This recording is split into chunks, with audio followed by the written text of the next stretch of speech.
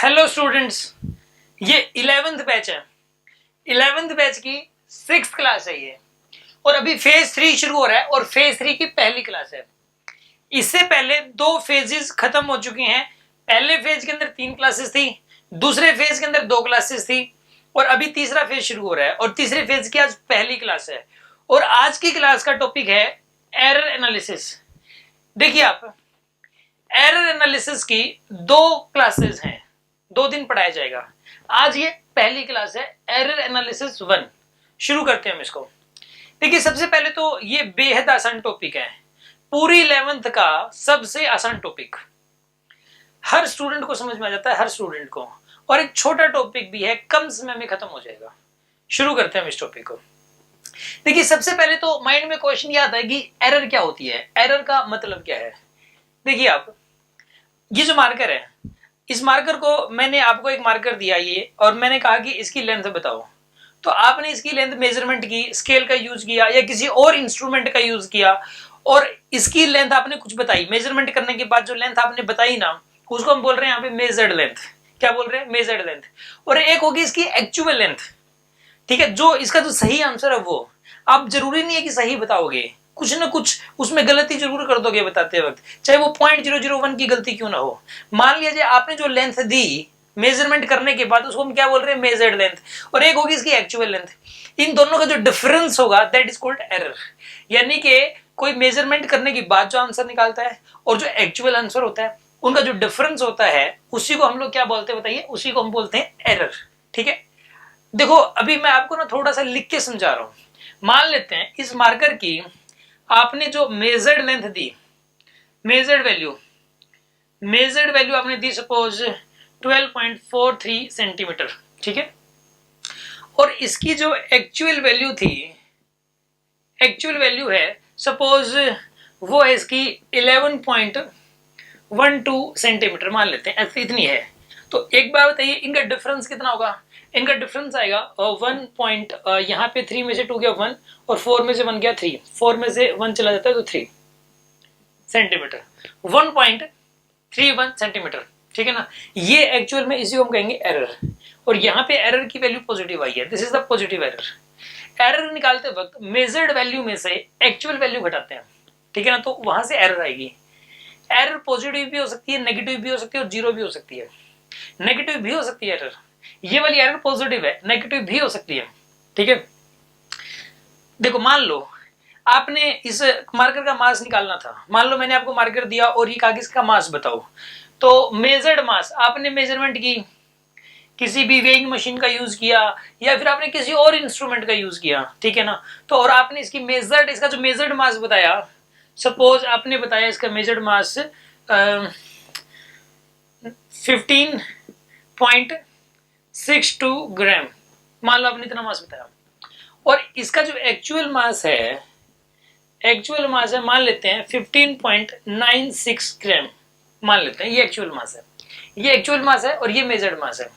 इस केस के अंदर एक बात बताओ, ऊपर वाला ये बड़ा, ये छोटा है और ये बड़ा है। ठीक है ना, 15.96 बड़ी वैल्यू है और ये छोटी वैल्यू है। आप एक काम करो, इसमें से ये घटाओगे तो नेगेटिव में आएगा आंसर। ठीक है ना, देखो इसको घटाने का तरीका, पहले बड़े वाले में से छोटा घटा दो और माइनस साइन आगे लगा देना। ठीक है ना, देखो यहाँ पर 6 में से 2 चला गया 4, 9 में से 6 चला गया 3, और पॉइंट में 0.34 ग्राम ये आपके पास आ गया। ये यहाँ पे माइनस में आएगा, and this is the error here. देखो पता है क्या, एरर निकालने के लिए मेजर्ड में से एक्चुअल घटाते हैं, ना कि एक्चुअल में से मेजर्ड। मेजर्ड वैल्यू माइनस में actual value, this is called error. और मैंने क्या बताया कि एरर पॉजिटिव भी हो सकती है, नेगेटिव भी हो सकती है, और जीरो भी हो सकती है। आ रही है बात समझ में आपको? तो सबसे पहले तो एरर की मैं डेफिनेशन लिखवा रहा हूं। एरर क्या है? Difference between measured value and actual value, and actual value is called error, is called error. और जो एरर है ना, वो पॉजिटिव भी हो सकती है, नेगेटिव भी हो सकती है, और जीरो भी हो सकती है। एरर में भी पॉजिटिव,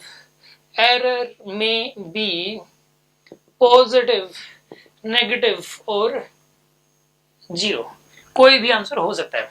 एरर इन तीनों में से कुछ भी हो सकती है। अच्छा अब सुनो, एरर देखो कोई भी फिजिकल क्वांटिटी हो, जरूरी नहीं है कि सिर्फ मास और लेंथ होगा, टाइम भी हो सकता है। मैंने कहा कि जो क्लास कितनी देर चली इसका टाइम इंटरवल निकाल के बताओ। आपने टाइम इंटरवल निकाला और आपने मेजरमेंट की घड़ी का यूज करके, या आपके पास स्टॉप वॉच थी उसका यूज करके, आपने आपने मेजरमेंट की और मेजरमेंट करने के बाद मेजर्ड वैल्यू निकाली और एक थी एक्चुअल वैल्यू, तो measured minus actual that is called error, error in the time. Temperature में भी एरर हो सकती है। मान लो इस कमरे का जो टेम्परेचर है वो एक्चुअल कुछ और है और मैंने कहा कि थर्मामीटर का यूज करके निकाल लो, तो आप जरूर कोई ना कोई गलती जरूर कर दोगे। साइंटिस्ट लोगों का ये कहना होता है कि जब भी कोई मेजरमेंट करता है तो कोई ना कोई गलती जरूर हो जाती है किसी न किसी वजह से, ठीक है। तो वो जो गलती हो जाती है दैट इज कॉल्ड एरर। और एरर निकालते वक्त मेजर्ड में से एक्चुअल घटाते हैं, और मेजर्ड में से एक्चुअल घटाने पर आंसर पॉजिटिव आया तो वो होगी पॉजिटिव एरर, आंसर नेगेटिव आया तो वो होगी नेगेटिव एरर। और अगर वो बराबर आई तो इसका मतलब उसमें एरर है ही नहीं, या फिर हम ये बोल देंगे जीरो एरर है उसके अंदर। हाँ जी, बात समझ में आ गई होगी आपको। एक बार ये मैंने आपको बेसिक आइडिया दिया है एरर क्या होता है, आप इसको नोट कर लीजिए। 15 सेकेंड्स आपको मिलते हैं।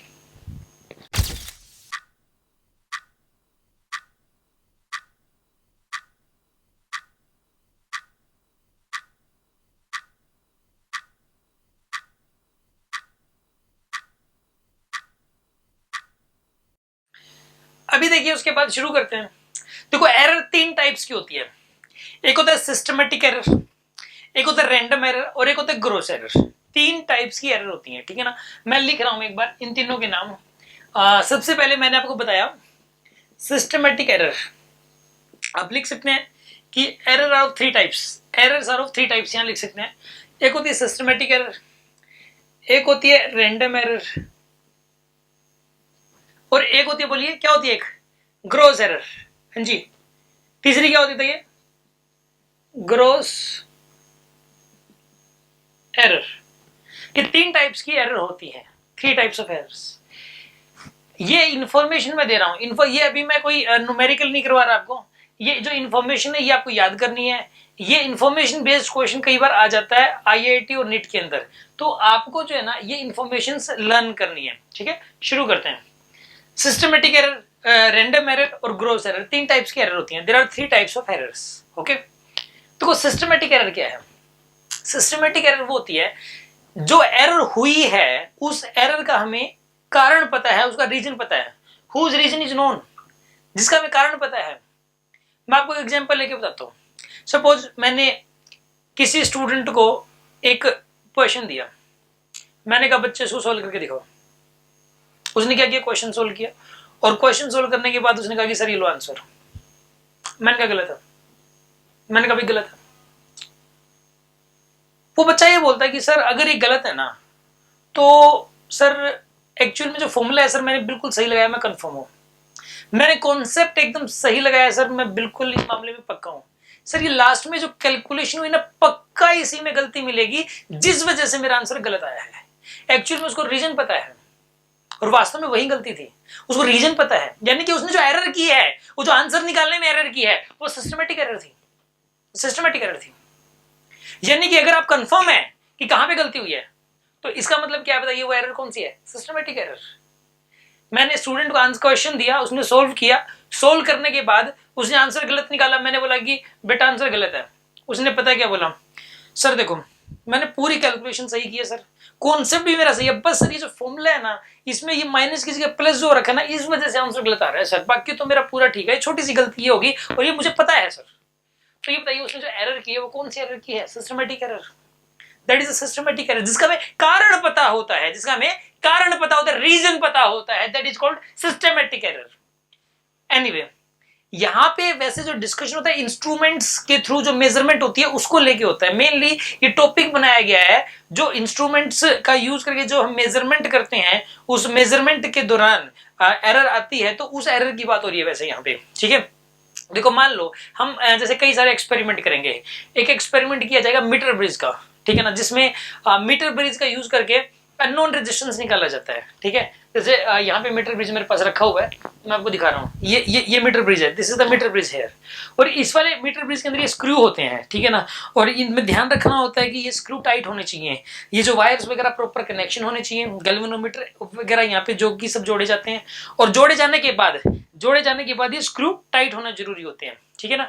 अगर मान लिया जाए किसी बच्चे ने अननोन रेजिस्टेंस निकाला, मैंने उसको ये कहा कि ये तो आंसर गलत है, उसने बोला कि सर अगर इसमें एरर है तो इसका कारण ये है कि सर ये देखो ये स्क्रू थोड़ा सा ढीला रह गया, कंफर्म है, और इसी की वजह से वो मिस्टेक हुई है सर, मैं कंफर्म हूँ, ठीक है ना। अदरवाइज तो मतलब ये बिल्कुल मैंने जो प्रॉपर जो कनेक्शंस किए हैं वो प्रॉपर किए हैं। या फिर एक उसने ये कहा कि सर इसके अंदर जो है ना ये जो वायर थी ना ये मैंने गलत जोड़ दी सर, ये कनेक्शन गलत कर दिया, ये मैं कंफर्म हूँ सिर्फ इसी वजह से मिस्टेक हुई है, ना तो सर ये ठीक आता मेरा।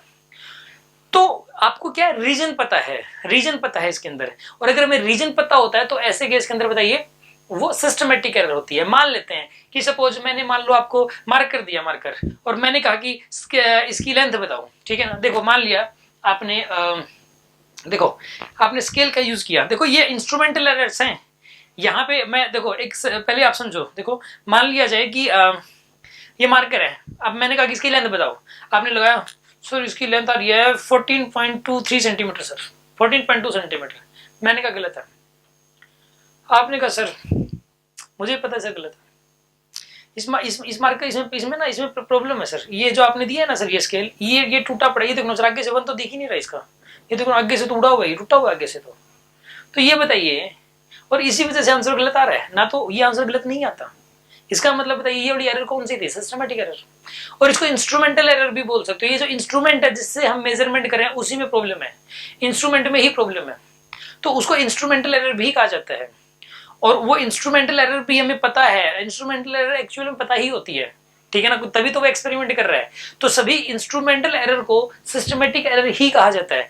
All instrumental error are called all instrumental errors are called systematic errors. बात समझ में आ गई आपको। जैसे कि सपोज ये जो मीटर ब्रिज मैंने बताया था, दिखाया था आपको, इसका स्क्रू टाइट ही नहीं हो रहा, जितना मर्जी जोर लगा लो टाइट ही नहीं हो रहा, यानी कि उस वजह से फिर आंसर तो गलत आएगा। तो यानी कि ये वाली जो एरर है वो कौन सी एरर है बताइए, ये सिस्टमैटिक एरर है। जैसे मैं एक एग्जांपल और लेता हूँ, ठीक है, इंस्ट्रूमेंटल एरर का। मान लेते हैं कि यहाँ पे मेरे पास ये एक वर्नियर कैलिपर्स है, ये मैं आपको सिखाऊंगा। जो वर्नियर कैलिपर्स है इसकी खास बात होती है कि इसके अंदर एक तो ये वर्नियर स्केल होता है और एक ये मेन स्केल होता है। जो वर्नियर स्केल और मेन स्केल ये आपस में इनका जो पहला निशान है दोनों का वो कोइंसाइड करना जरूरी होता है। इसका जो ये जो वर्नियर स्केल का पहला निशान और मेन स्केल का पहला निशान दोनों कोइंसाइड करना जरूरी होते हैं दोनों एक दूसरे के साथ। जब इसको ऐसे टच करवा देते हैं तो इन दोनों जॉब्स को जब टच करवाते हैं तो ये अगर ये दोनों कोइंसाइड नहीं कर रहे हैं तो रीडिंग जो आएगी ना, लेंथ निकाली जाती है इससे, तो जो लेंथ की रीडिंग आएगी वो गलत आ जाती है। तो वो जो गलती होती है वो किस वजह से हुई, क्योंकि ये दोनों कोइंसाइड नहीं कर रहे, अगर उस वजह से गलती हुई। और आपको पता भी है कि सर देखिए इसके अंदर इनके दोनों के जो फर्स्ट जो मार्क है वो आपस में कोइंसाइड नहीं कर रहे, तो इसका मतलब क्या है बताइए, इस इंस्ट्रूमेंट में प्रॉब्लम है। और इस इंस्ट्रूमेंट में प्रॉब्लम है अगर, तो इस एरर को क्या कहेंगे आप लोग, इंस्ट्रूमेंटल एरर कहेंगे। और इंस्ट्रूमेंटल एरर्स को क्या कहा जाता है, सिस्टमैटिक एरर। समझ में आ रही है बात आपको। सुनिए अब ओवरऑल फाइनली क्या समझ में आया। एक तो ऐसी एरर जिसका हमें कारण नहीं पता, errors whose reason are not known, errors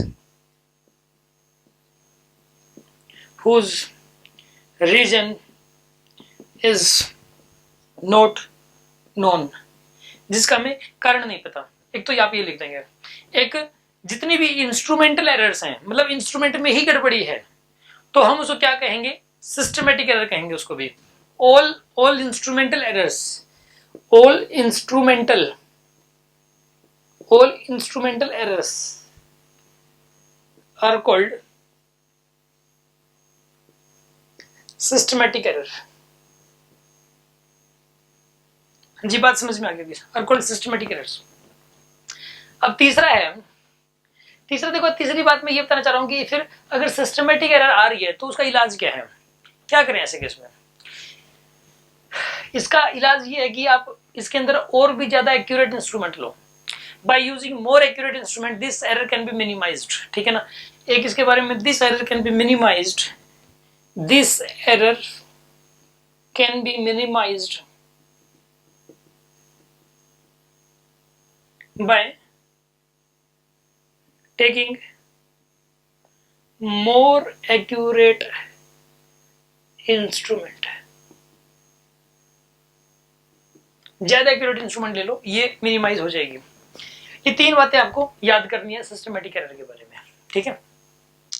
random error, random error जिसका हमें कारण नहीं पता, रीजन ही नहीं पता उसका हुई किस लिए है। मैंने एक स्टूडेंट को क्वेश्चन दिया, मैंने कहा सोल्व कर, उसने आंसर निकाला 50, ठीक है ना, उसने आंसर निकाल दिया 50। मैंने कहा गलत है। वो बच्चा कहता है कि सर मैंने सर फॉर्मूला सही लगाया सर, मैंने कॉन्सेप्ट सही लगाया सर, मैंने कैलकुलेशन सही की सर, लेकिन पता ही नहीं सर आंसर गलत कैसे आ गया, मुझे सर पता ही नहीं, समझ ही नहीं आ रही कि बात क्या होगी। ये बताइए, ये वाली जो एरर है, ये जो आंसर गलत आया है, ये एरर कौन सी एरर है? Random error. अच्छा, रैंडम एरर में पता क्या होता है कि हर बार आंसर अलग अलग आता है। जब बार बार करोगे तो बार बार गलत आता है, क्योंकि रीजन नहीं पता होता। मैंने उस बच्चे को कहा कि बच्चे दोबारा सोल्व कर इसको, रीजन नहीं पता, दोबारा कर सोल्व। उसने दोबारा किया, इस बार पहले तो +50 निकाला था, इस बार +200 निकाल दिया, +200। मैंने कहा ये क्या भाई? कहता कि सर मैंने फॉर्मूला सही लगाया सर, मैंने कॉन्सेप्ट सही लगाया सर, मैंने कैलकुलेशन सही, सर पता ही नहीं सर, पता ही नहीं, गलती कहाँ होगी। एक बार बताइए आप, ये जो एरर है ये कौन सी एरर है? Random error. फिर भी उसको दोबारा सोल्व किया, अब आंसर अलग है और उसको रीजन नहीं पता, तो रैंडम एरर हुई ना ये। मैंने उसको फिर से सोल्व कर, इस बार उसने फिर से सोल्व किया और सोल्व करके इस बार आंसर निकाल दिया उसने -200, ठीक है ना। पता नहीं क्या आ रहा है आंसर, मैंने गलती क्या होगी सर, मैंने फॉर्मूला सही लगाया सर, मैंने कॉन्सेप्ट सही लगाया सर, मैंने कैलकुलेशन सही की सर, पता नहीं सर गलती कहाँ होगी। एक बात बताइए, इस बच्चे को इलाज है? कोई इलाज नहीं है, क्योंकि इसको रीजन नहीं पता यार, रीजन नहीं पता इसको, तो ये रैंडम एरर है। अच्छा, मैं आपको एक बात बताता हूँ, एक स्टूडेंट क्वेश्चन सोल्व कर रहा है, ठीक है, एक स्टूडेंट क्वेश्चन सोल्व कर रहा है और उसने गलती कर दी, उसको रीजन नहीं पता कि कहाँ गलती हुई है, तो उसके लिए तो रैंडम एरर है। लेकिन उसके साइड में जो स्टूडेंट है उसको पता है कि गलती कहाँ की है उसने, तो उसके लिए सिस्टमेटिक एरर। सेम एरर एक बच्चे के लिए रैंडम हो सकती है, एक के लिए सिस्टमेटिक हो सकती है, ठीक है ना। समझ आ रही है बात आपको? मैं फिर से बता रहा हूं, मान लिया जब कोई स्टूडेंट है, कोई वो क्वेश्चन सोल्व कर रहा है और उसने गलत आंसर निकाल दिया, लेकिन कहां गलती हुई उसको नहीं पता, तो उसके लिए क्या है? वो रैंडम एरर। लेकिन उसके जो साइड में उसका जो फ्रेंड बैठा हुआ है उसको पता है कि उसने वो जो गलती वो कहां की है, तो ये बताइए उसके लिए वो एरर क्या कहलाएगी? सिस्टमेटिक एरर कहलाएगी, ठीक है ना। देखो, इसका आप लिखेंगे सबसे पहले whose reason is not known, whose reason is not known, जिसका कारण हमें नहीं पता होता, ठीक है ना। अब इसके अंदर जो है ना, हर टाइम एक अलग अलग आंसर आएगा, तो इसमें क्या करें, मतलब जो इसका तरीका क्या है? इस एरर को मिनिमाइज करने का तरीका एक ही है। इसमें आप एक काम करो कि इसके 4-5 आंसर निकालो। वैसे इतना बड़ा फर्क नहीं आता, जैसे मैंने बताया ना, +200, -50, ठीक है ना, -200, ये 3 अलग अलग बड़े बड़े आंसर आ रहे हैं। ये इंस्ट्रूमेंट्स में ही होता है मेन, तो ये क्वेश्चन के लिए ये मतलब मैं क्वेश्चंस का तो एग्जांपल ले रहा हूँ, लेकिन क्वेश्चंस के लिए वैलिड नहीं है ये, ठीक है ना। ये वैलिड है मेजरमेंट के दौरान, हम किसी लेंथ की, टाइम की, टेम्परेचर की मेजरमेंट कर रहे हैं, उस दौरान इन तीनों एरर्स का डिस्कशन करते हैं। समझ आ रही है बात आपको? और जब मेजरमेंट की जाती है तो लेंथ के अंदर बहुत ज्यादा फर्क नहीं आएगा, आंसर में बहुत ज्यादा वेरिएशन नहीं आएगा। इस मार्कर की जो लेंथ है, ऐसा नहीं है कि आपने मतलब पहली बार 200 बता दी, फिर 50 बता दी। मान लो इसकी लेंथ 12 है, तो आप 11, 10, 13 इस तरीके से बताओगे, आसपास बताओगे सारे आंसर्स, ठीक है ना। तो इसके अंदर मैं क्या बता रहा था कि जो रैंडम एरर है उसके अंदर क्या होता है कि लेकिन आंसर अगर रीजन नहीं पता लग रहा है तो हर बार आंसर अलग अलग आएगा। समझ आ गई बात आपको? अभी देखिए आप, इसके अंदर इसके बारे में लिखिए आप, this error can be minimised, this error can be minimised by taking arithmetic mean of all measured values, of all measured values, जितनी measured values है आप 4-5 निकाल लो measured values और उनका arithmetic mean ले लो आप, और उनका arithmetic mean लेके अब वही फाइनल आंसर हो जाएगा हमारा। समझ आ रही है ना बात आपको? अच्छा, अब सुनो अगली बात, ग्रोस एरर।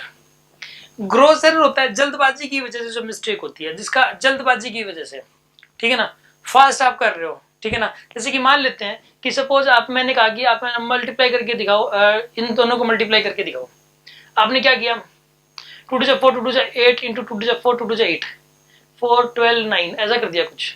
ये गलत है, क्यों गलत है? आपने जल्दबाजी में देखो 2 2 से 8 कर दिया जल्दबाजी में। जो गलती जल्दबाजी की वजह से होती है, जो गलती जल्दबाजी की वजह से होती है, हम लोग उसको क्या बोलते हैं बताइए? जो गलती जल्दबाजी की वजह से होती है उसको बोलते हैं ग्रॉस एरर। समझ आ रही है ना बात आपको? मतलब एक ऐसी एरर जो कि जल्दबाजी की वजह से हो, जो आपको पता भी है कि हाँ मतलब जो है ना इस वजह से हुई होगी, जिसका हमें कारण भी पता होता है, उसको हम लोग बोलते हैं ग्रॉस एरर। ठीक है ना? यानी कि due to carelessness of observer, due to carelessness of observer. ठीक है ना? ये ऑब्जर्वर की केयरलेसनेस की वजह से होती है, due to carelessness of observer होती है ये वाली। ठीक है ना? अब इसका जो है ना इलाज क्या है? इसका इलाज क्या है? इस एरर को क्या इलाज है इस एरर का? इसके लिए ऑब्जर्वर को मेंटली अलर्ट होना पड़ेगा। Observer must be sincere and mentally alert. ठीक है ना? इसको मिनिमाइज इस तरीके से किया जा सकता है, this error can be minimised by making observer more alert। हाँ जी, ये आपको तीनों समझ में आ गई होंगी। नोट कर लीजिए, आपको मिल रही है 20 सेकेंड्स।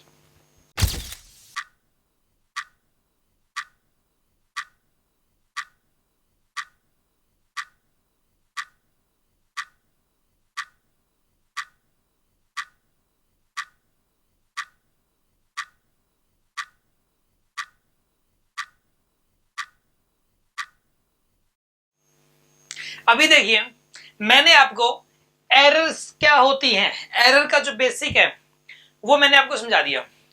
अभी हम डिस्कस करेंगे कि इसके एग्जाम में क्वेश्चन किस टाइप से आते हैं। मैं अभी वो डिस्कस करने जा रहा हूं कि इसका क्वेश्चन किस तरीके से पूछा जाएगा। अच्छा, अब सुनो, मैंने पहले भी आपको ये बात बताई थी कि ये वाला जो टॉपिक है ये बेहद आसान टॉपिक है। ठीक है ना? सबसे आसान टॉपिक है, पूरी 11th के अंदर सबसे आसान टॉपिक है। और दूसरी बात ये है कि ये कम समय में हो जाएगा। भी इसकी जो पहली क्लास है ये एक बहुत ही छोटा पार्ट भी है, हर स्टूडेंट को बड़ा इजीली समझ में आ जाता है। ठीक है? अभी मैं क्या करवाने जा रहा हूं, मैं अभी एक क्वेश्चन करवाने जा रहा हूं। ठीक है? ये वाला क्वेश्चन आपको ध्यान से देखना है और उससे नेक्स्ट आपको करके दिखाना है। ओके? देखो, मान लो कि मैंने आपको मतलब किसी मैंने मतलब ये मार्कर दिया और मैंने कहा कि इसका मास बताओ जी कितना है इसका मास। हर स्टूडेंट ने इस मार्कर का मास अलग अलग बताया। 4 स्टूडेंट्स ने, चारों ने इसका जो मार्कर का जो मास है वो अलग अलग बताया। किसी ने कुछ, किसी ने कुछ, किसी ने कुछ, किसी ने कुछ, सबने अपने अपने तरीके से मेजरमेंट की। यानी कि 4 मेजर्ड वैल्यूज आ गई, 4 मेजर्ड वैल्यूज आई। ठीक है ना? सबसे पहली जो मेजर्ड वैल्यू है, सपोज मान लेते हैं कि एक तो मेजर्ड वैल्यूज आई 3.12 ग्राम। मान लो 3.12 ग्राम आ गया। एक आया सपोज 3.14 ग्राम, एक आया सपोज 3.18 ग्राम्स, एक आया सपोज 3.20 ग्राम। ठीक है ना? ये मेजर्ड वैल्यूज है चारों की चारों। लेकिन तो इसका आंसर क्या माने हम? प्रॉब्लम होगी ना। अब तो 4 आंसर आ गए, ये मेजर्ड वैल्यूज है 3.12, 3.14, 3.18 एंड 3.20। ये चारों मेजर्ड वैल्यूज हैं। ठीक है ना? और एक ही बॉडी की 4 अलग अलग वैल्यूज आ गई, 4 अलग अलग मासेस निकाल दिए अलग अलग स्टूडेंट ने। अब सही कौन सा माने? प्रॉब्लम है ना इसमें कि 4 मेजर्ड वैल्यूज देके आपसे 6 क्वेश्चंस पूछ सकता है। ये 4 मेजर्ड वैल्यूज दे दी गई हैं और आपसे 6 क्वेश्चन पूछे जा सकते हैं। सबसे पहले तो आपसे पूछ सकता है कि मीन एब्सोल्यूट वैल्यू क्या होगी, मीन एब्सोल्यूट वैल्यू क्या होगी इसकी। दूसरा आपसे पूछ सकता है कि एब्सोल्यूट एरर्स क्या होंगी इसके अंदर, एब्सोल्यूट एरर्स। तीसरा आपसे पूछ सकता है इसके अंदर, ये आप साथ ही साथ लिख लो थोड़ा सा तो बेहतर है इसके अंदर। ठीक है ना? और एब्सोल्यूट एरर्स, और तीसरा पूछेगा आपसे मीन एब्सोल्यूट एरर क्या होगी, मीन एब्सोल्यूट एरर क्या होगी। चौथा आपसे पूछ सकता है इसके अंदर रिलेटिव एरर, रिलेटिव एरर क्या होगी। और फ्रैक्शनल, दोनों का मतलब एक ही है, रिलेटिव एरर या फिर फ्रैक्शनल एरर, मतलब एक ही है। पांचवा आपसे पूछ सकता है परसेंटेज एरर, परसेंटेज एरर क्या होगी। और छठा आपसे पूछ सकता है इसका फाइनल आंसर क्या देंगे आप, फाइनली उसका जो मास है वो क्या बताएंगे आप उसको। ठीक है ना? कितना मास है वो। ये 6 बातें आपसे पूछ सकता है। अभी तो आपको इनके मतलब भी नहीं पता इन 6 के, मैं आपको अभी इन 6 के मतलब भी बता रहा हूं और इनको कैसे कैलकुलेट करते हैं ये भी मैं आपको सिखा रहा हूं। ठीक है, ध्यान से समझना है। क्वेश्चन क्या है, पहले तो क्वेश्चन को ध्यान से समझो। 4 मेजर्ड वैल्यूज दी गई है। क्या हो दिया हुआ है? 4 मेजर्ड वैल्यूज दी हुई हैं और 4 मेजर्ड वैल्यूज देके आपसे ये 6 बातें पूछी गई हैं। ठीक है, ये 6 बातें आपसे पूछी गई हैं। कैसे निकालेंगे इन 6 बातों को? सबसे पहले तो निकालना है अपने को mean absolute value. Mean absolute value निकालने के लिए करेंगे क्या, इन चारों का अर्थमेटिक मीन ले लो आप। इन चारों का जो अर्थमेटिक मीन आएगा उसी को हम क्या कहेंगे बताइए, मीन एब्सोल्यूट वैल्यू कहेंगे।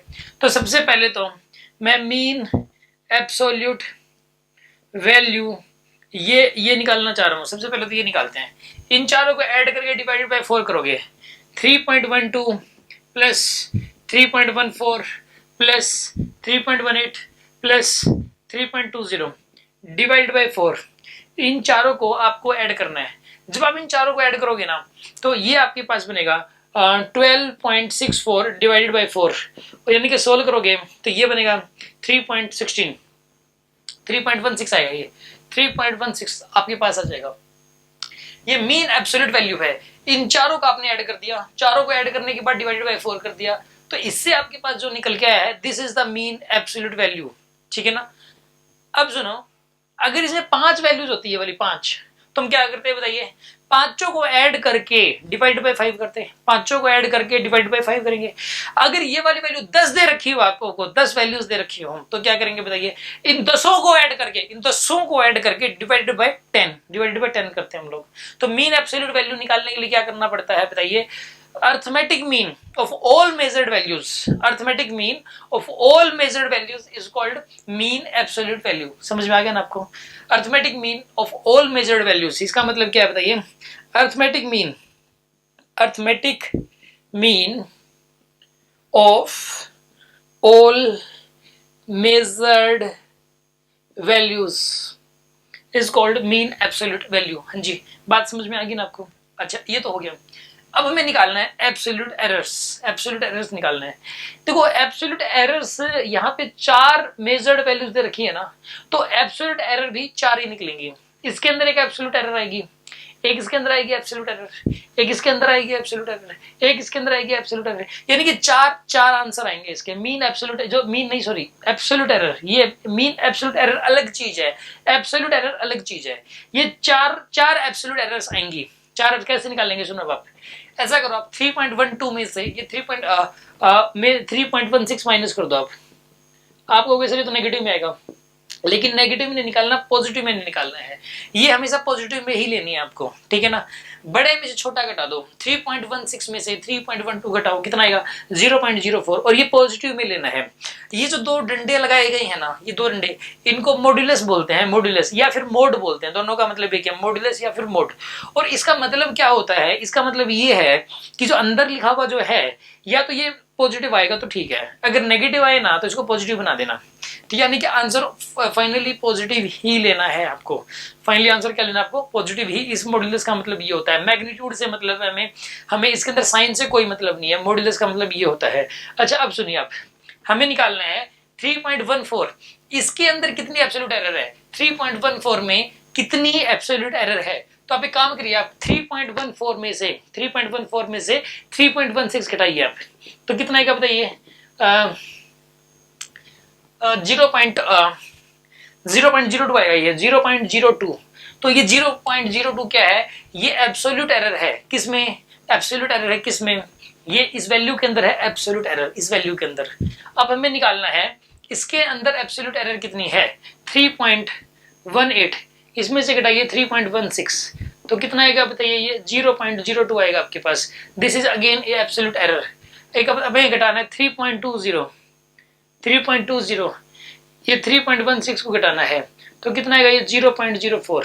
ये चारों की चारों क्या है बताइए, एब्सोल्यूट एरर्स हैं। ये चारों की चारों क्या है, एब्सोल्यूट एरर्स। ठीक है, अब सुनो, ये हो गया और ये हो गया। अभी हमें निकालना है मीन एब्सोल्यूट एरर, ठीक है ना, मीन एब्सोल्यूट एरर में निकालना है। अब एक काम करिए, मीन एब्सोल्यूट एरर से आपको निकालना है, तो आप लिखिए यहाँ पे मीन एब्सोल्यूट एरर, ये हमें निकालना है। तो कैसे निकालोगे सुनो आप, इन चारों का अर्थमेटिक मीन लेना आपको।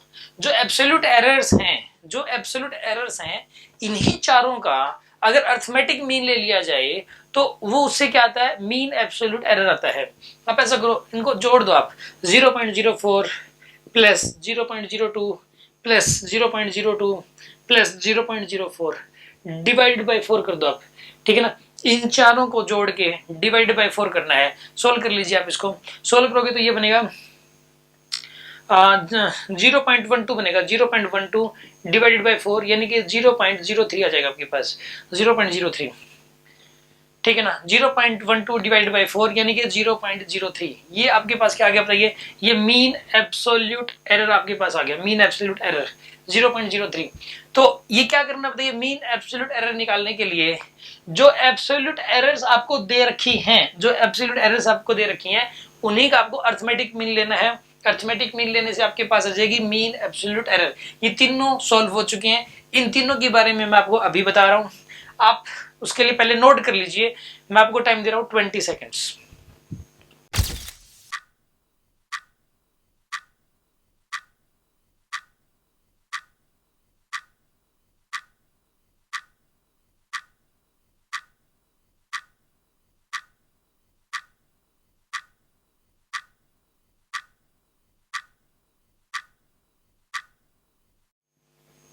हाँ जी, आपने नोट कर लिया हुआ ये सब कुछ। अब जो ये 3 पार्ट तो हो चुके हैं, अभी हमें अगले 3 पार्ट जो है ये डिस्कस करने हैं। तो अगले 3 पार्ट करने के लिए डिस्कस, मैं कुछ पार्ट यहाँ पे रब कर रहा हूँ, कुछ पोर्शन में यहाँ से उड़ा दे रहा हूँ ये, ठीक है। आई थिंक ये आपने पूरा का पूरा नोट कर लिया होगा।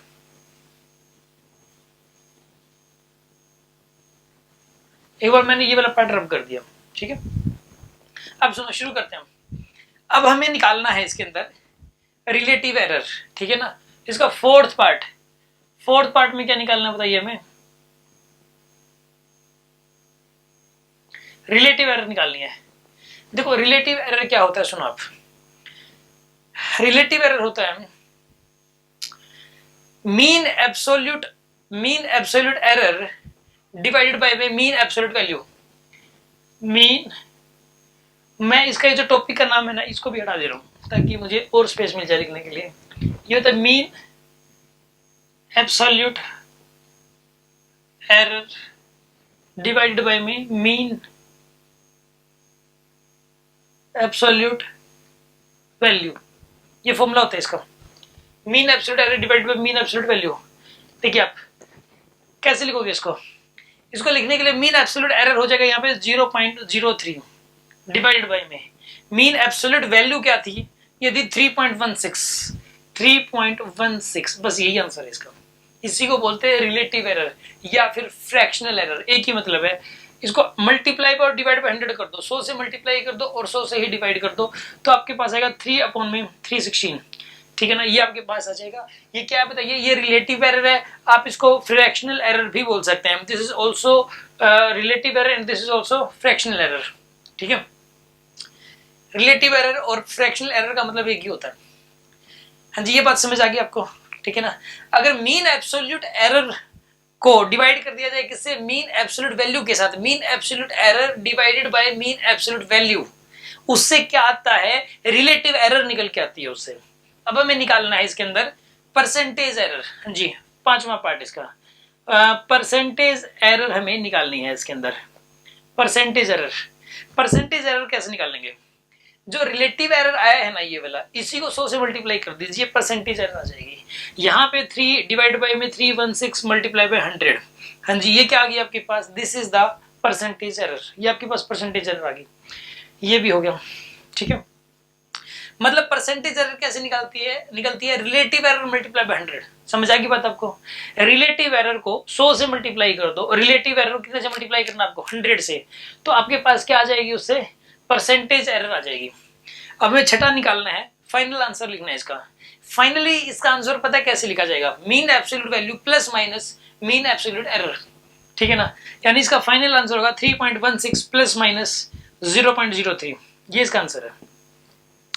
मतलब ये है कि ज्यादा से ज्यादा जो वैल्यू पॉसिबल है, देखो ये तो इनको ऐड करोगे अगर इन दोनों को, अगर इन दोनों को ऐड करोगे तो कितना बनेगा 3.19, और सब्ट्रैक्ट करोगे तो कितना बनेगा 3.13। मतलब इसका आंसर 3.13 से लेके 3.19 के बीच में हो सकता है कुछ भी। तो ये इस बात को रिप्रेजेंट कर रही है। ये हमारा फाइनल आंसर ऐसे ही देते हैं। ये जो टॉपिक है एरर एनालिसिस, इसके अंदर सारे आंसर्स इसी तरीके से दिए जाएंगे, प्लस माइनस करके, ठीक है ना। इसका फाइनल आंसर यही बताना होगा आपको, ठीक है। जैसे कि मान लो आप एग्जाम दे के आए, 100 मार्क्स का एग्जाम था। अब आपके पेरेंट्स ने पूछा कि आपका कितना स्कोर आ जाएगा, तो आपने बोला कि मेरा स्कोर आएगा 70 प्लस माइनस 10। इसका मतलब क्या है? इसका मतलब ये कि ज्यादा से ज्यादा 70 तो है ही, ये तो मीन एब्सोल्यूट वैल्यू है 70 तो, और मीन एब्सोल्यूट एरर है 10। मतलब ज्यादा से ज्यादा कितना आएगा 80, 70 प्लस 10 यानी 80, और मिनिमम कितना आएगा 60। मतलब 70 माइनस 10 60, 60 से कम नहीं जा सकता और 80 से ऊपर नहीं जा सकता। समझ आ रही है बात आपको? कहने का मतलब ये है, आज जैसे कि मैं एक एग्जांपल और लेता हूँ। मान लो कि आपने मुझसे पूछा कि सर ये मार्कर कितने का आता है, ठीक है ना। मैंने कहा अलग अलग कंपनी का अलग अलग आता है। आपने कहा सर फिर भी एवरेज में क्या है? मैंने बोला कि 50 प्लस माइनस 10। मतलब क्या है इसका? ज्यादा से ज्यादा कितना रुपए का आएगा? ये 60 रुपए का, और कम से कम 40 का। 40 से लेके 60 के बीच में इसका वेरिएशन है। इसका मतलब ये है। तो एक्चुअल में एरर के लिखने का तरीका यही होता है। यहाँ पे इसका फाइनल आंसर हम यही देंगे। मतलब वैसे तो इसकी 3.16 होने की संभावना है कि 3.16 होगी इसकी वैल्यू, लेकिन 0.03 कम ज्यादा हो सकते हैं। तो फाइनल आंसर आपको इस तरीके से लिखना है। तो फाइनल आंसर लिखने के लिए क्या करते हैं बताइए? Mean absolute value plus minus mean absolute error. हाँ जी, कोई डाउट है किसी के मन में? ओके, नोट कर लीजिए 15 सेकेंड्स।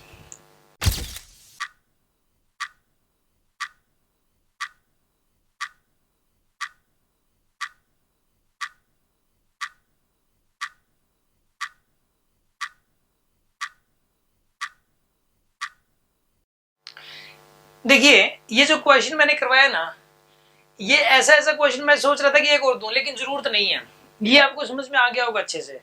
अब इस टाइप के जो क्वेश्चंस हैं वो डीपीपी में दे रखे हैं। इसकी एक डीपीपी है स्पेशल, और उस डीपीपी के जो क्वेश्चंस हैं वो आप सोल्व कर लेना। इसकी प्रैक्टिस हो जाएगी आपकी, ठीक है। अभी हम आगे बढ़ते हैं, ठीक है ना। आगे बढ़ते हैं अभी आगे एक टॉपिक है लिस्ट काउंट, ठीक है। एक छोटा सा आर्टिकल है लिस्ट काउंट। लिस्ट काउंट क्या होता है मैं ये समझा रहा हूं आपको। लिस्ट काउंट ये क्या चीज है? लिस्ट काउंट मैं ये समझा रहा हूं आपको, ठीक है। देखो, लिस्ट काउंट क्या होता है कि कोई भी डिवाइस होता है, उससे जो स्मॉलेस्ट वैल्यू मेजर की जा सकती है, उस स्मॉलेस्ट वैल्यू को ही उस डिवाइस का लिस्ट काउंट कहा जाता है, उस इंस्ट्रूमेंट का लिस्ट काउंट कहा जाता है। The smallest value that can be measured by an instrument is called list count of that instrument.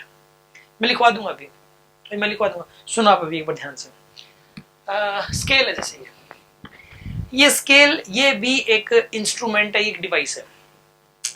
इसका यूज करके ना आप छोटी से छोटी वैल्यू जो मेजर कर सकते हो, छोटी छोटी वैल्यू, वो है 0.1 सेंटीमीटर। इससे छोटी वैल्यू आप मेजर नहीं कर सकते, ठीक है ना। 0.1 सेंटीमीटर। इसमें देखो यहाँ ऊपर 15 सेंटीमीटर तक है, और 1 सेंटीमीटर में 10 निशान लगे हुए हैं, 10 डिवीजन बनी हुई है, ठीक है ना। 0 से लेके 1 तक, और 1 से लेके 2 तक भी 10 डिवीजन बनी हुई है। तो एक डिवीजन की लेंथ, डिवीजन में किसको बोल रहा हूँ? दो कंजिक्यूटिव जो छोटे वाले निशान है, दो छोटे छोटे जो निशान है जो कंजिक्यूटिव है, जो सक्सेसिव है, मतलब एक के बाद दूसरा, उनके बीच का जो गैप है, उस गैप को मैं डिवीजन बोल रहा हूँ। तो इसकी एक डिवीजन की जो लेंथ है, ये छोटी से छोटी डिवीजन होगी, इसकी लेंथ है 0.1 सेंटीमीटर। क्योंकि जब 1 सेंटीमीटर के अंदर 10 निशान लगे हुए हैं, 10 डिवीजन बनी हुई है, तो 1/10 यानी कि 0.1 सेंटीमीटर। तो इसकी छोटी से छोटी डिवीजन की लेंथ है 0.1 सेंटीमीटर। इसका मतलब ये हुआ कि इसका यूज करके हम 0.1 सेंटीमीटर से कम वैल्यू मेजर नहीं कर सकते। कम छोटी से छोटी वैल्यू 0.1 सेंटीमीटर ही मेजर की जा सकती है। तो इसलिए इसका लिस्ट काउंट क्या होगा बताइए? इसका लिस्ट काउंट हो जाएगा 0.1 सेंटीमीटर। समझ आ गई बात आपको? तो अब उसके बाद मैं आपको और बता रहा हूँ। ये जैसे एक इंस्ट्रूमेंट है, ये वाला इंस्ट्रूमेंट है, इसको बोलते हैं वर्नियर कैलिपर्स, ठीक है ना। ये 10+1 के अंदर नया आता, पहले कभी आपने इसका जिक्र नहीं सुना होगा। इसका पूरा एक टॉपिक है, पूरी एक क्लास है इसकी, ठीक है ना। इसके बारे में मैं आपको बताऊंगा। ये जो इसको, ये क्या है? इसको बोलते हैं वर्नियर कैलिपर्स। ये जो वर्नियर कैलिपर्स है, इसका यूज करके एक तो बहुत बड़ी लेंथ तो आप मेजर नहीं कर सकते, सिर्फ इसके बीच में फंसानी होती है जो ज्यादा लेंथ जैसे कि मैं इस अपनी उंगली की थिकनेस निकाल सकता हूँ इससे मार्कर की थिकनेस निकाली जा सकती है, मार्कर की लेंथ भी निकल जाएगी इससे। नहीं, मार्कर की लेंथ नहीं निकलेगी इससे क्योंकि लंबा ज्यादा हो गया। हाँ, मार्कर का डायमीटर निकल जाएगा। यहाँ पे इसको ऐसे फिट करके इसके अंदर ऐसे फिट किया जाता है और फिट करके यहाँ से रीडिंग ली जाती है और रीडिंग लेके फिर इसका आंसर फाइनल आ जाता है। ठीक है ना, इससे लेंथ, ये लेंथ निकालने का एक डिवाइस है। ठीक है ना, ये डायमीटर भी निकाला जा सकता है इससे, डायमीटर। और वर्नियर कैलिपर्स के और भी यूजेस हैं। वर्नियर कैलिपर से जैसे कि आप सिलेंडर का डायमीटर भी निकाल सकते हो। ठीक है ना, सिलेंडर का डायमीटर, या फिर जैसे कि मैं आपको एग्जांपल के तौर पे जस्ट देखिए, मैं आपको एक सिलेंडर के थ्रू अभी आपको करके दिखाता हूँ। Just 1 second. देखिए यहाँ पे जो है ना, यहाँ पे इसका यूज करके, जैसे कि ये सिलेंडर है, सिलेंडर का इनर डायमीटर यहाँ पे ऐसे फिट कर दो इसको, इससे इसका इनर डायमीटर भी निकल जाएगा। सॉरी, ऊपर वाले में फिट करते हैं इसको, सॉरी ऊपर वाले में करते हैं। यहाँ पे ऐसे कर दीजिए फिट, और ऊपर वाले में फिट करके ऐसे, और यहाँ से रीडिंग ले लीजिए, इसका इनर डायमीटर आ जाएगा, इनर डायमीटर। और अगर इसका आउटर डायमीटर निकालना है आपको, आउटर डायमीटर, तो आउटर डायमीटर निकालने के लिए हम लोग क्या करेंगे, क्या हाइट अगर निकालनी है तो हाइट निकालने के लिए तो ऐसे करेंगे, और डायमीटर निकालने के लिए, आउटर डायमीटर निकालने के लिए ऐसे करेंगे इसको फिट, और यहाँ से रीडिंग चेक कर लेंगे। ठीक है ना, अगर इसकी डेप्थ निकालनी है, मान लो एक इसकी डेप्थ भी निकल जाएगी स्ट्रिप का यूज करके। इसके अंदर जब तक ये बॉटम में ना मिल जाए ना, तब तक इसको ऐसे करता यहाँ पे, और फिर यहाँ से ये इसकी डेप्थ निकल गई, और फिर यहाँ से रीडिंग ले लो आप, यहाँ से रीडिंग ले लेंगे। अभी रीडिंग कैसे लेते हैं ये स्पेशली आपको सिखाया जाएगा, ये स्पेशली सिखाया जाएगा। इवन इसका यूज करके आप स्फीयर का डायमीटर भी बता सकते हो। स्फीयर का डायमीटर मैं आपको ये भी बता रहा हूँ। देखिए, अब स्फीयर का डायमीटर कैसे निकलेगा, आप इसको इस तरीके से फिट कर दीजिए। बाकी और कोई डिवाइस नहीं है जैसे स्फीयर का डायमीटर आ जाएगा, इससे निकलता है। समझ आ रही है बात आपको, स्फीयर का डायमीटर इससे आ जाएगा। तो वर्नियर कैलिपर से बहुत सारे काम किए जा सकते हैं। ठीक है, और इसका जो लिस्ट काउंट होता है आपको पता है कितना है? ये 1 सेंटीमीटर का 100वां हिस्सा भी बता सकते हैं, 100वां हिस्सा, यानी कि इसका लिस्ट काउंट होता है 0.01 सेंटीमीटर। ठीक है, 0.01 सेंटीमीटर की भी मेजरमेंट हो जाएगी। समझ आ गई बात आपको? ये और भी ज्यादा एक्यूरेट बताएगा स्केल से, सिंपल स्केल से भी और भी ज्यादा एक्यूरेट बताता है। 1 सेंटीमीटर का 100वां हिस्सा ये बता सकता है। अब उसके बाद सुनो, एक डिवाइस है, एक डिवाइस है यहाँ पे, ये डिवाइस है स्क्रू गेज। ये डिवाइस है स्क्रू गेज। ठीक है, this is the screw gauge here. ये जो स्क्रू गेज है ना, इसका काम भी यही होता है लेंथ निकालने के लिए, लेकिन इतनी ज्यादा बस ये उंगली की थिकनेस बता देगा। जैसे यहाँ पे इसका यूज करके आप उंगली की थिकनेस बता सकते हो, कितनी है उंगली की थिकनेस। इसको ऐसे फिट कर दो और यहाँ से रीडिंग ले लो, आप उंगली की थिकनेस आ जाएगी आपके पास। ठीक है ना, और इसके अलावा जैसे कि आप इसका यूज करके जैसे कि ये जो कंचा गोली है, ठीक है ना, इसका डायमीटर आप निकाल सकते हो। इसको यहाँ पर ऐसे फिट करना होता है, इसको आपने इस तरीके से ऐसे फिट कर दिया, तो और यहाँ पे जो है ना, इसको फिट करने के बाद यहाँ से रीडिंग ले लो। यहाँ से रीडिंग लेने के बाद आपके पास आंसर आ जाएगा। ये रीडिंग कैसे निकल लेते हैं, स्क्रू गेज की एक स्पेशल क्लास लगेगी अलग से। ठीक है ना, और उस वाली क्लास के अंदर सिखाया जाएगा आपको। हाँ जी, बात समझ में आ गई होगी आपको। इसका जो लिस्ट काउंट होता है ना, ये 1 सेंटीमीटर का 1000वां हिस्सा बता सकता है। 1 सेंटीमीटर का 1000वां हिस्सा, यानी इसका लिस्ट काउंट क्या होता है, 1/1000 सेंटीमीटर। 1/1000 सेंटीमीटर 1 सेंटीमीटर का 1000वां हिस्सा बता सकते हैं, 0.001 सेंटीमीटर। यानी कितनी पतली थिकनेस भी ये बता सकते हैं, सोचो आप। इसका यूज करके इवन जो कॉपी का पेपर होता है ना, पेपर, उसकी थिकनेस भी निकाली जाती है इसका यूज करके। ठीक है ना जी, बात समझ में आ गई होगी आपको। अच्छा, अब सुनो, इसके अंदर जो है ना, यहाँ पे जो मैं आपको एक और चीज बताता हूँ जो मतलब प्रैक्टिकल लाइफ में भी यूज होता है। जैसे प्लाई का सामान लेने जाते हैं, प्लाई, पतली जो प्लाई शीट्स होती है पतली पतली, सनमाइका शीट, या फिर जो प्लाई होती है पतली पतली, उनको जब लेने जाते हैं ना, तो जैसे कि वो आती है, कोई आती है 1.25 इंच की, एक आती है 2.25 इंच की, ऐसे अलग अलग आती है। मतलब तो उसमें ना वो देख के पता नहीं लग पाता कि वो कौन से वाली है। ठीक है ना, कहीं दुकानदार बेवकूफ ना बना रहा हो। तो ऐसे में आपके पास, उसके पास ये स्क्रू गेज होता है। ठीक है ना, जो अच्छे शॉपकीपर्स हैं, जो अच्छे डीलर्स हैं, उनके पास यही होता है, वो भी इसी से मेजरमेंट करते हैं। आप उसी से स्क्रू गेज लेके आप मेजरमेंट करके बता सकते हैं कि इसकी थिकनेस कितनी है। यानी कि पतली चीजों की, बिल्कुल पतली बारीक चीजें हैं, कोई शीट है, जैसे कोई आयरन की शीट है या कोई लकड़ी की पतली शीट है, तो उन शीट की थिकनेस निकालने में इसका यूज होता है। बात समझ में आ गई होगी आपको। अब मेनली मुझे जो डिस्कशन करना था, वो डिस्कशन करना था मुझे लिस्ट काउंट का, कि लिस्ट काउंट क्या चीज है। पहले तो डेफिनेशन लिखते हैं हम लोग इसकी, ठीक है ना। Smallest value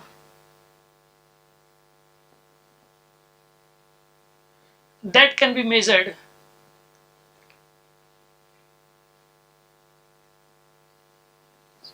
by an instrument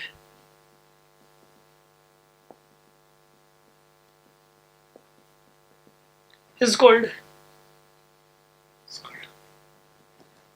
least count of that instrument।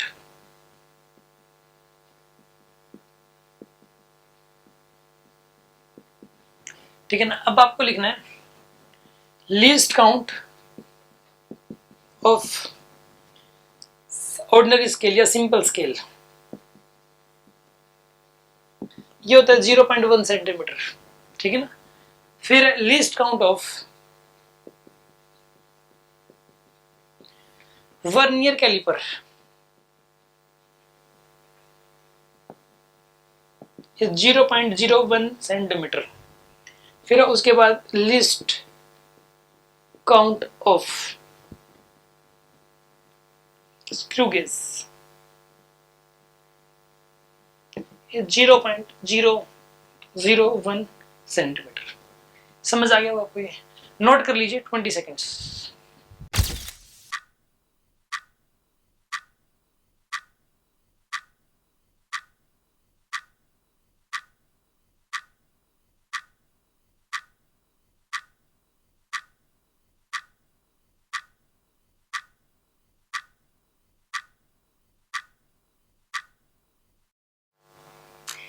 देखिए ये वाला जो टॉपिक है ये फिनिश हो गया।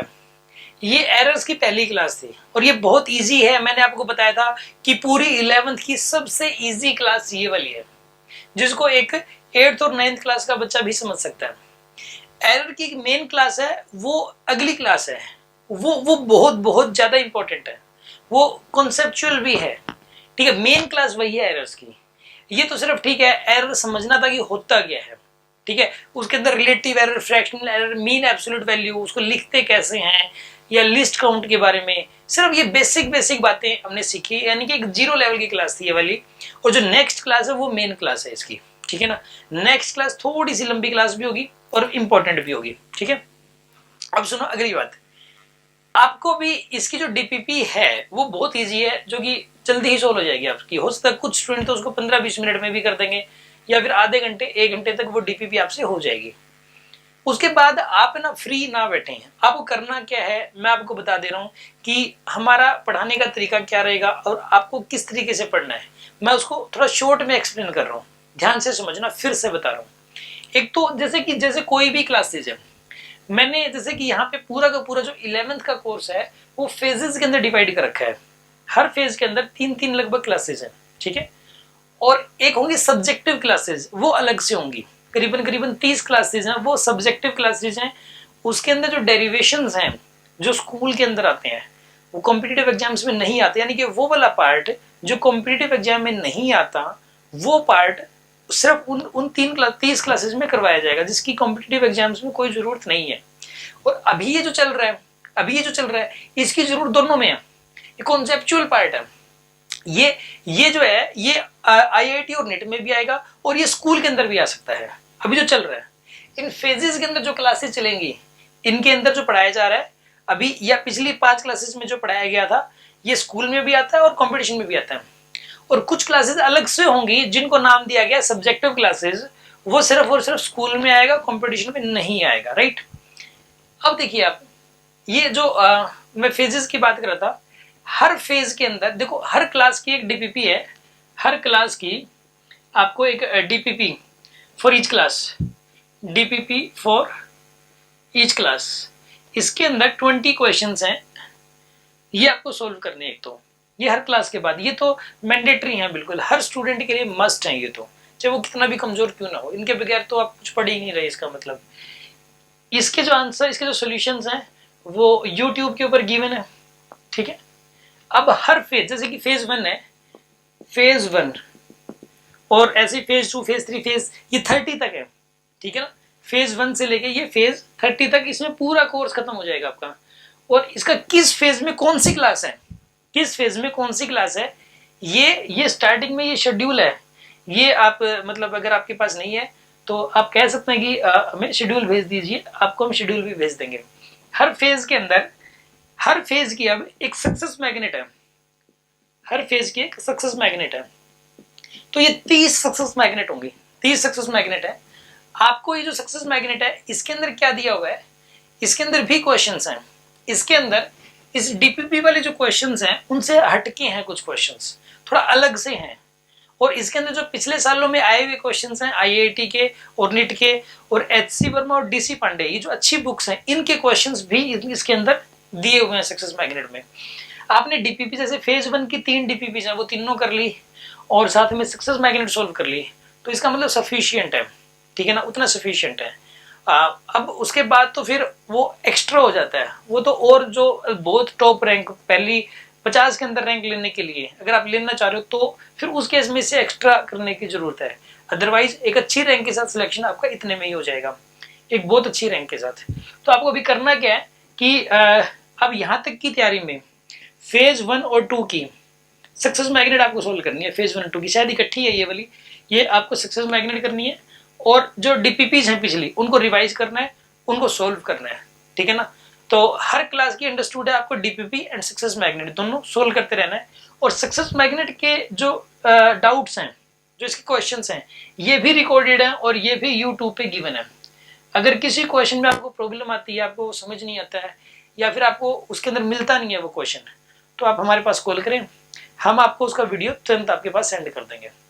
ओके, आज की क्लास इतनी रहेगी, फिर से मिलते हैं नेक्स्ट क्लास में। Thank you very much.